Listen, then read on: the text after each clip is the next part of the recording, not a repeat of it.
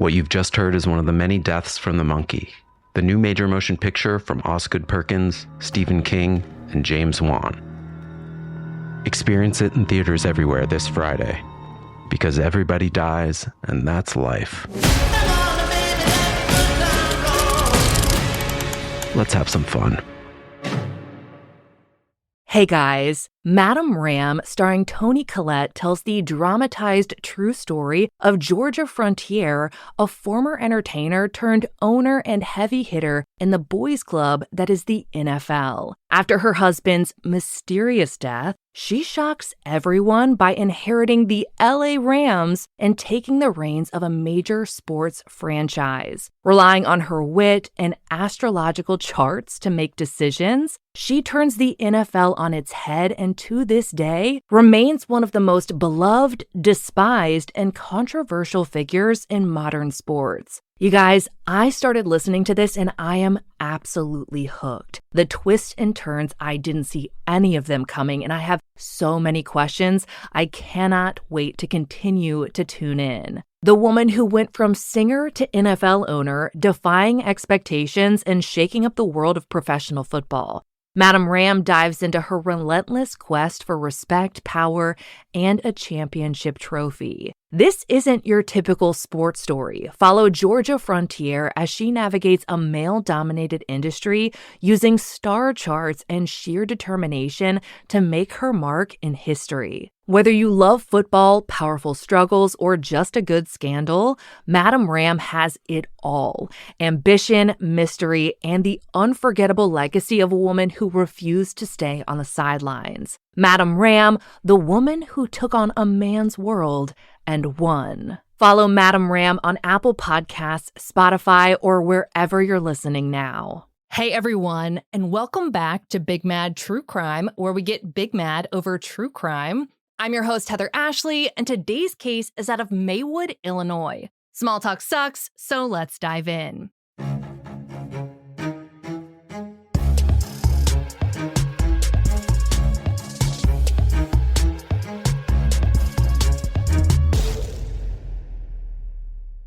Maywood, Illinois is a small suburb just outside of Chicago and the hometown of former NFL safety Sergio Brown. As a teen, Sergio Brown was the kind of high school football star that had locals packing the stands. He was so good, in fact, that he got the attention of college scouts around the country, but more specifically, Notre freaking Dame. For anyone who doesn't know much about college football, Notre Dame is a pretty big deal, so when they offered Sergio a scholarship to play for them, it was a no-brainer.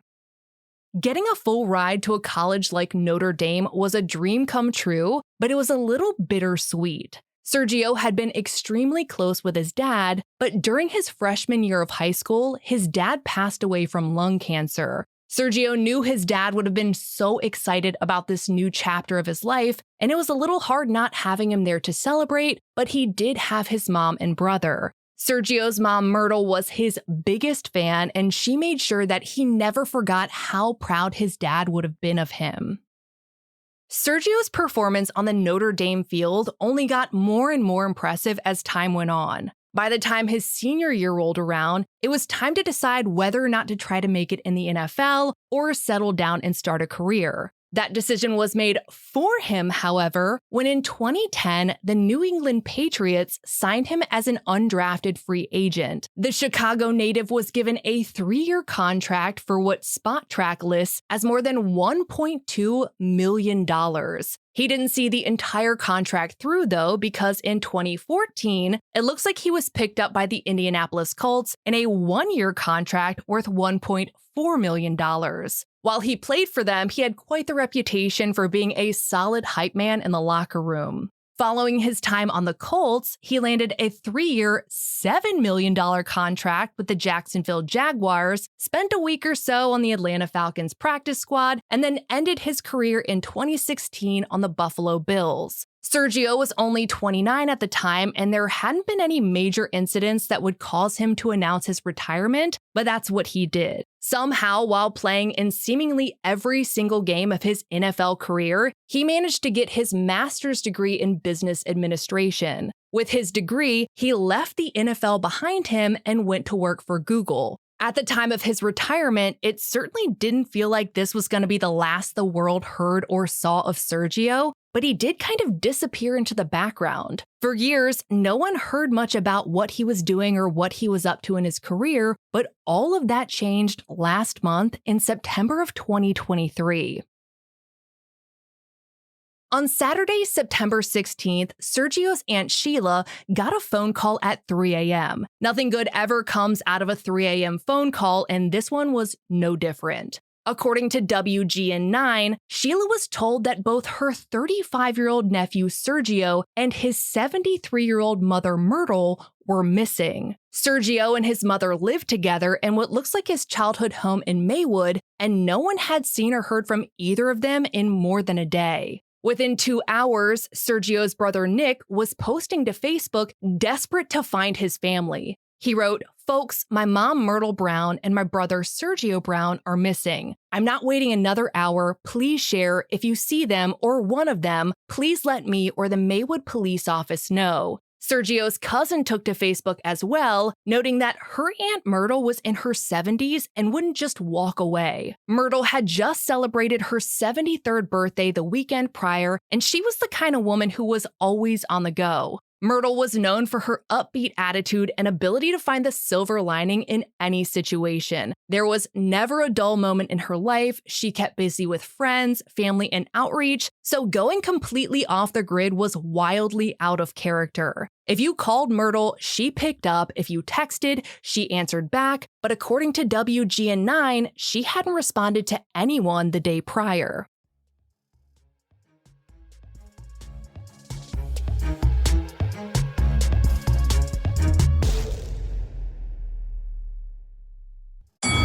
Saturday presents, in the red corner, the undisputed, undefeated Weed Whacker Guy.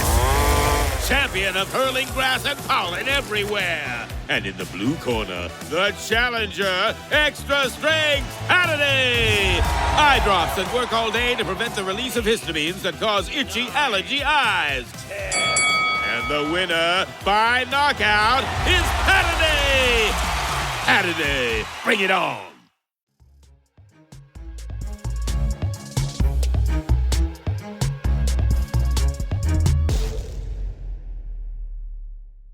Something just was not right here, so Sergio and Myrtle's family wasted no time trying to figure out what exactly was going on. CBS 2 reports that Sheila got up and headed straight to their house to see if it could give her any insight as to what might have happened. It looks like she met the police there, and as soon as they went inside, they knew that something was wrong. No details were given as to what she might have seen, but she did tell the outlet that things were out of the ordinary. It was strange enough that after looking through the inside of the modest 1,200 square foot home, they headed to the backyard and into the woods. The property goes back maybe 100 yards or so until you get to a pretty big creek. Sheila and police officers searched the woods all the way back to the creek for any sign of Sergio or Myrtle, but they came up empty. As the day went on, something just wasn't sitting right with the Simmons-Brown family, so Sheila and other family members headed back to the property to search again. Based on quotes, it looks like it might have been dark during their first search and everyone was tired that early in the morning, so they wanted to do another search during the daylight to see if maybe there was something they might have missed. And there was. Out back by the creek, nearly 100 yards from the home Myrtle had lived in for decades, her family found her body. Initial reports stated that she was found unresponsive, but reading between the lines, it looks like she may have been dead for some time. Myrtle was not taken to the hospital, she was taken to the medical examiner's office. Fox 32 reports that they determined Myrtle had died due to several injuries sustained during an assault. With Myrtle's body being found, the search for Sergio intensified. Searches were done of the creek in case his body had also wound up by the water or in the water, and press releases were sent far and wide to please contact the Maywood Police Department if anyone spotted him. It was hard to gauge the temperature of the media at this point, but the public seemed to be torn on what they thought might be going on. On one side, people familiar with the area wondered if maybe Myrtle and Sergio had been victims of a robbery gone wrong. Sergio had made a lot of money during his NFL career, but the neighborhood he lived in wasn't where you'd expect someone with means like his to live. His particular street was known for being an older, quiet neighborhood, but if you went a couple of blocks in either direction, you could be met with some dicey areas. As a whole, the crime rate is a little intimidating, and locals wondered if maybe someone had targeted him personally because of his money. Posters online suggested that maybe police should look at his bank account to see if anyone might have used his bank card. While some people were wondering if Sergio had been targeted, there was another group of people wondering if maybe he was the one who had attacked his mom. It seemed crazy that a former NFL star living a modest life would ever hurt the woman who had stood by him and helped make his dreams come true. But the more police looked into what exactly happened to Myrtle, the more it seemed like maybe Sergio could be involved. CBS 2 interviewed a neighbor who said that police had asked if they could look through his Ring security footage. Obviously, he said yes, and they found something weird.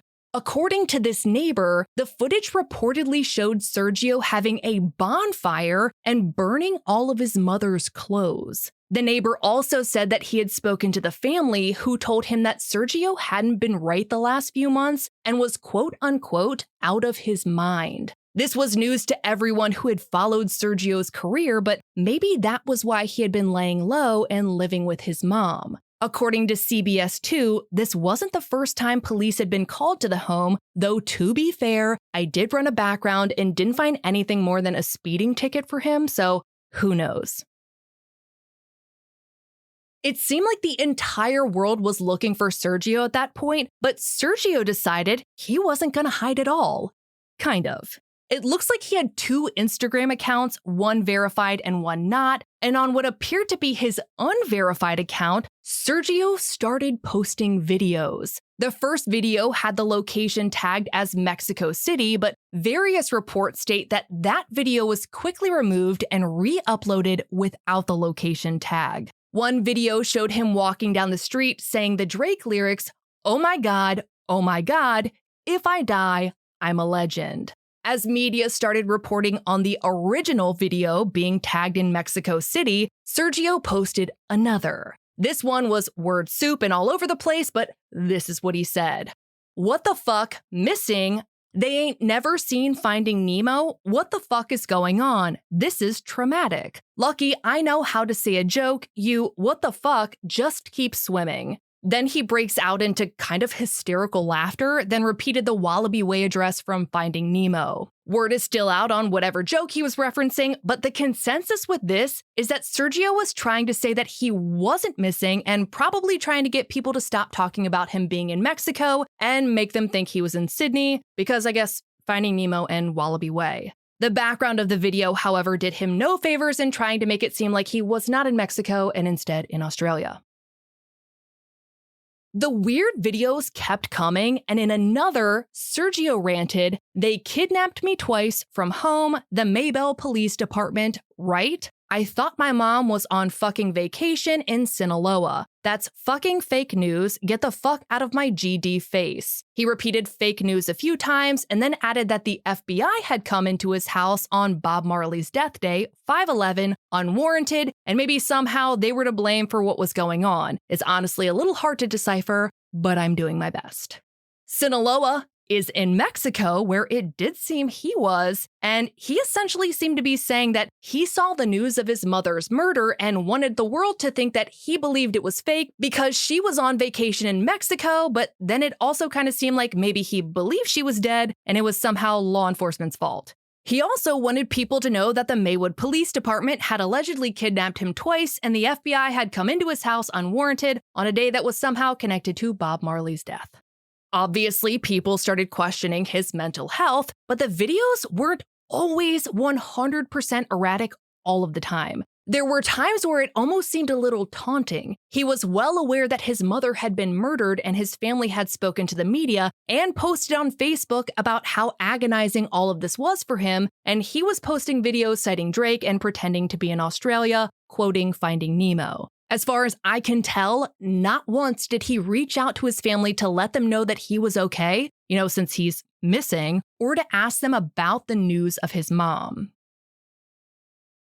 4 days after Myrtle's body was found, Forbes reported that the Maywood PD had gotten a tip that Sergio might be in Playa del Carmen at the Sabia condos. The tip looks like it might have come from an elite member of the I'm Gonna Find Out unit because they had narrowed down his location via Google Lens. Like someone had screenshot one of his videos and maybe reverse image searched the background, so shout out to whoever that hero is. Sergio could try and Nemo his way into convincing people he was in Australia, but he definitely was not. Out of curiosity, I looked up those condos, and it doesn't look like they're any kind of location you can just go to a website and book for vacation. They're long-term rentals that are then rented out through third-party apps like Booking.com and Vrbo for like $96 whole a night. So if he was staying there, it definitely was not breaking the bank. Things never really went quiet when it comes to this case, but there were some lulls between major updates. Sergio continued posting videos, but started pointing the camera towards his feet, which sounds like he doesn't want anyone to reverse image search his location anymore and may indicate that he had been keeping up with the news. Some days he'd post a few stories, and other days he'd post more than 10. It was a mixed bag of what you were gonna get. It could be feet videos, song lyrics, Harry Potter, or current events in Chicago. He shared one particular news story about someone found hanging in the city.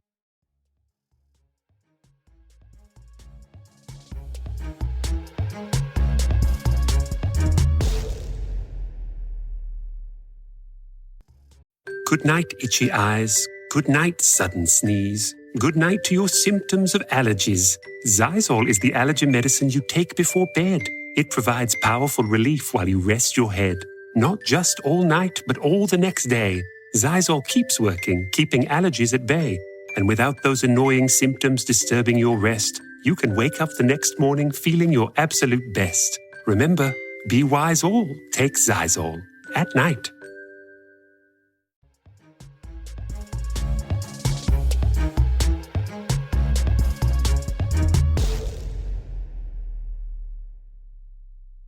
Police were seen back at the Brown-Simmons home, but not much happened aside from them being inside for about an hour or so and emerging with a big white box. WGN9 was able to grab a photo of the department leaving, and the box was for a Toshiba humidifier, but honestly, anything could have been in there. I think the likelihood of them spending an hour inside of that home to grab a humidifier and somehow also managing to find the original box for it is slim to none, but crazier things have happened.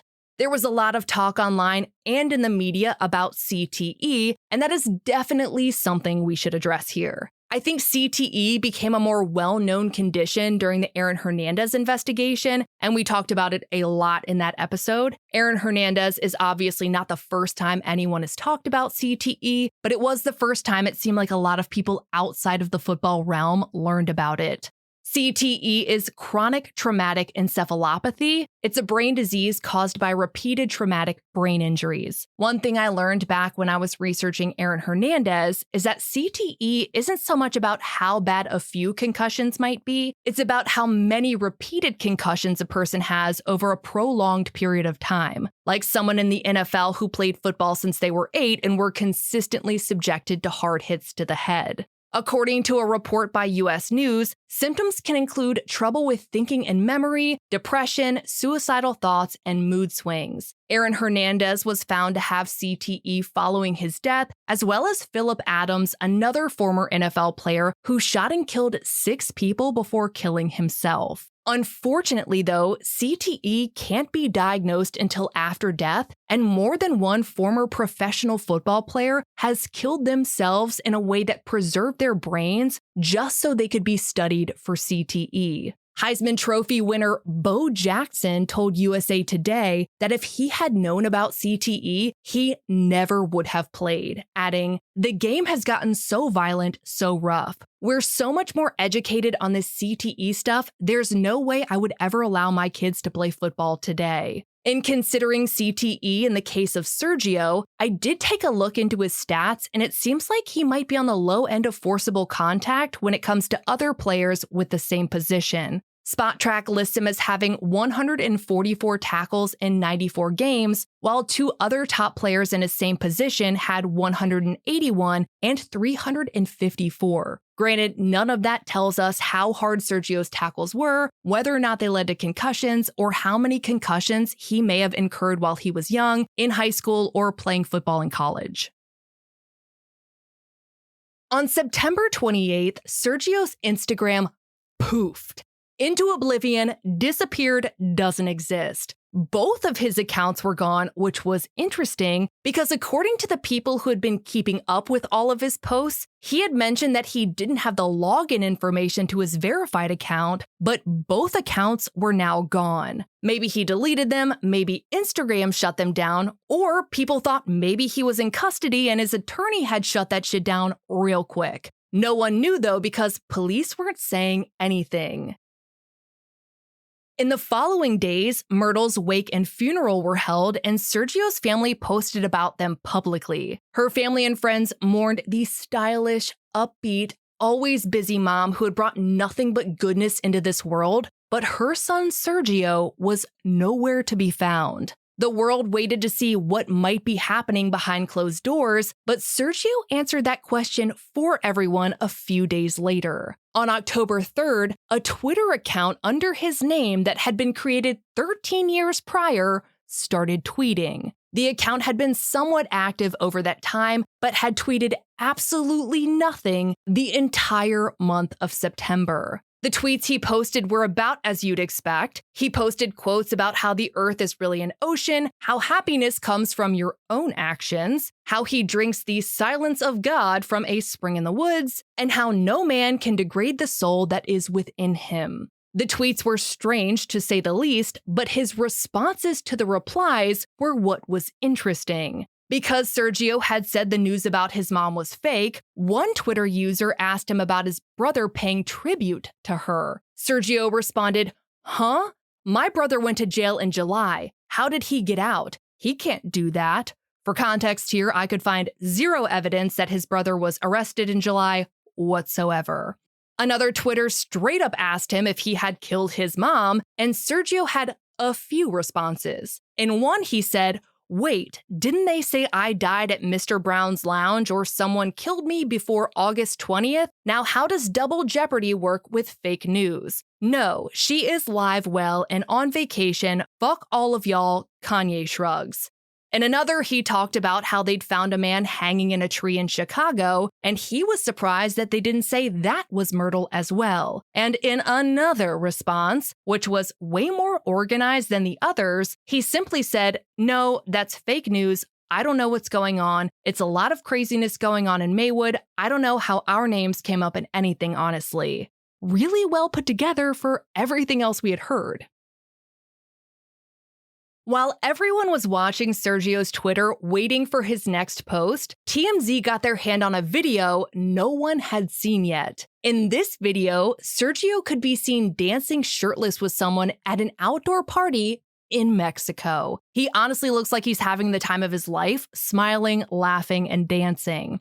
And because the internet was interneting, a woman on TikTok named Karina Worldwide uploaded a response. This woman said that it was her aunt in that video and that they live in Mexico and had gone to the party to have some fun. Karina said that neither she nor her aunt knew who Sergio was, let alone that he was missing, and that her aunt had gotten some pretty rough messages after it was posted online. Karina added that at the party, Sergio was buying bottles for everyone, but left without paying his tab, and everyone had to pitch in and cover it. Sergio stopped tweeting on October 9th, and that's because he was finally taken into custody on the 10th. The reporting does get a little wonky here. Some reports say he was apprehended trying to re-enter the US, and others state that he was taken into custody after Illinois police got a warrant for his arrest. Based on what happened next, I think both might be a little bit true at the same time. Sergio was taken into custody and extradited to the US. Unfortunately for everyone on the plane with him, he did not go easily, and it was all caught on camera. In clips from the New York Post and various TikTok users, Sergio can be seen facing backwards in his seat and yelling, I'm free. I have my passport. Why are they grabbing me? They're kidnapping me again. I'm from Chicago. My flight was Colombia. Why am I going to Tijuana? That right there indicates that he may have actually been trying to board a flight that he booked for himself and was apprehended and sent in the direction of the US via Tijuana. Granted, Colombia is in the opposite direction of the US from where he was, but that's neither here nor there at this point. In other clips, you can hear Sergio yell, "This is kidnapping. They're in uniforms. Thank you for participating. I was going to Colombia. I am from Chicago. I should not be going to Tijuana." At that point, he started physically fighting what appears to be an immigration officer. He goes on to yell, "Let me go. This is kidnapping. Cameras, please. Kidnapping, kidnapping." At this point, a woman steps in who seems to be just a regular lady on the plane who's showing some compassion. For whatever reason, they let her do this, and she checks on him, tries to calm him down, and asks for someone to get him a glass of water. After that, you hear a man yell, "No glass," and the woman tries to tell officials that he's having anxiety because she honestly just doesn't know what she doesn't know. But eventually, Sergio threatens to beat someone's ass, and it kind of looks like it was said to that woman. Oh, and he also managed to grab something off of one of the officials' uniforms and put it into his pocket at one point. They didn't exactly detain him well in that moment. He managed to get up into the entire aisle, and for more than an hour, passengers had to watch this shit go down, wondering what in the actual fuck was going on. Can you imagine a captain finally coming over the speakers and clarifying, "Sorry folks, we've had a minor delay. I promise we aren't kidnapping anyone. The man in the white hoodie is wanted for murder, and we're trying to get him back to the US." Illinois had pulled out a murder warrant for Sergio, and not just any murder warrant, it was first degree. He was flown back to somewhere near San Diego and held without bail. Obviously, having fled to Mexico once, he's a bit of a flight risk, but the next order of business for him is getting him back to Illinois. Court records indicate that he might have an extradition hearing scheduled for November 13th, but it looks like that may have been waived. I'm not totally sure, but that's kind of what I'm seeing. My guess is whoever's representing him told him that the hearing was kind of a waste of time because there was sufficient evidence to have him transported back to Illinois, but we shall see. As of this episode, no updates have been released as to when to expect him back in Illinois, but it will likely be within the next couple of weeks. Obviously, I will be sure to update you as this case progresses through the courts. For all photos pertaining to this case, check out Myrtle's highlight at the top of my Instagram profile at @TheHeatherAshley, and join me there Mondays at noon Eastern, where you go live with me and we talk about today's case and all other true crime cases on your mind. If you love the podcast, feel free to leave a review. It makes my day every single time. And if you have a case you'd like to hear covered, share it with Big Mad True Crime on social media, because all cases are covered by listener request. To get access to ad-free and bonus episodes, subscribe to our Apple Premium or head over to our Patreon at patreon.com/BigMadTrueCrime, where for just $2 whole a month, your episodes are totally ad-free. I'll be bringing you a brand new case next week, and I cannot wait. But until then, we out.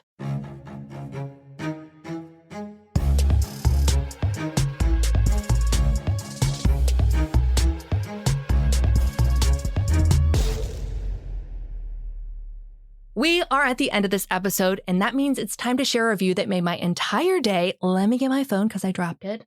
This one is from Jallo H and says, "Heather is the queen of podcasts." Oh my gosh, that's so nice. I love you. Her sarcasm is exactly what you're thinking, but better and funnier. She doesn't pull any punches, but she does tickle your funny bone. She's delightful and she gets straight to the point. You are the queen, Heather. You're the queen, Jallo H. After hearing Big Mad True Crime for the first time, I had to binge the rest. Listening to the podcast is first on my list every Monday morning. I promise not to tell Princess Consuela Banana Hammock, but I'd bet against a royal flush that she already knows. I thank you from the bottom of my heart. I thank you. You're so sweet. That was so nice. You didn't have to do that, and you did it anyway, and I love you for it. That's so kind. You're amazing. I hope you know how much I appreciate you. The podcast would be literally nothing without every single one of you. I mean, you guys are the best. Yeah, period. I love you so much. Okay. If you have made it this far, welcome to today's hot take brought to you by I have several questions. When I first started researching this case, I went hard into who Sergio was as a person, and there was no indication that he would ever be capable of murder, but based on the neighbor's quotes to CBS, obviously there's a lot that we do not know. Prior to Sergio's arrest, his family actually wrote an open letter asking why no one had been taken into custody when they said enough information had been submitted to the prosecutor's office to warrant it. Throughout this entire time, no one had been named a suspect or a person of interest. Police had simply said that they wanted to talk to Sergio, and that was it. Though, reading the room here and that letter, it seems like that might have been a long game move. He was blatantly posting on social media, and his behavior was odd to say the least, and Sergio would adjust anytime the media pinpointed where he might be, whether it was taking off the locations or pointing it at his feet and not the background anymore. That, coupled with the fact that international affairs are complicated, I would venture to guess that police kept as much to themselves as possible to try and keep Sergio from fleeing to anywhere else. Moving on to the next part of this hot take, we don't have a ton of actual evidence to go off of in this case, other than a couple bits of hearsay and a picture. We know that the neighbor claimed police saw him burning his mom's clothes, and Shirley reported that the house was out of the ordinary, and we did see police take a humidifier out of the Simmons-Brown home. The major suspicion factor here doesn't really come from evidence. It seems to come mostly from Sergio's reaction to the news of his disappearance and his mom's murder. If this happened to someone who wasn't a former NFL player, I doubt that anyone would really be talking about CTE, but that is definitely a topic of discussion when you research this case. It can't be ignored after seeing Sergio's strange videos and tweets, and due to other football players committing violent crimes and later being found to have had CTE. That being said, we should preface that all football players who have been diagnosed posthumously of, and I hope I said that right, of having CTE have not all been violent people. I do definitely want to put that out there. I have no doubt that a competency hearing is going to be scheduled almost immediately after he gets back to Illinois, and it's going to be interesting what that finds. I can only assume that medical testing is part of that process, and I should probably really look into that, but I would also be interested to see what any blood tests might indicate. The discussion of an insanity plea is bound to pop up as this case rolls through the system, and that one's going to be a little bit tough. CTE cannot be diagnosed until after death as far as anything I've found, and in order to be found not guilty by reason of insanity, you have to prove that at the time of the crime, you couldn't discern right from wrong. If he burned his mom's clothes, it certainly seems like he may have been trying to destroy something, maybe evidence. Someone who does not think they did anything wrong doesn't bother destroying evidence, though I'm not sure what burning her clothes would have hid unless there was evidence in her closet or something. There's obviously a lot we do not know in any case. Fleeing the country certainly seems to indicate that you knew you'd be wanted, but playing devil's advocate here, which is hard,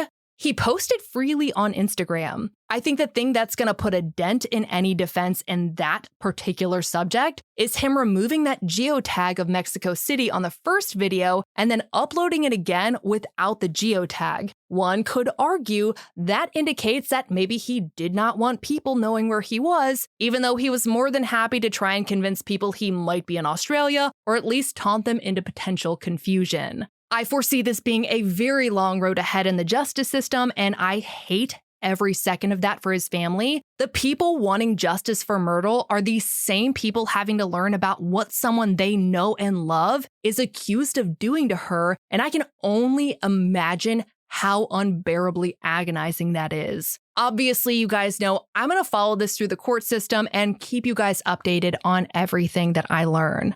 I love you so much. Okay, love you. Bye.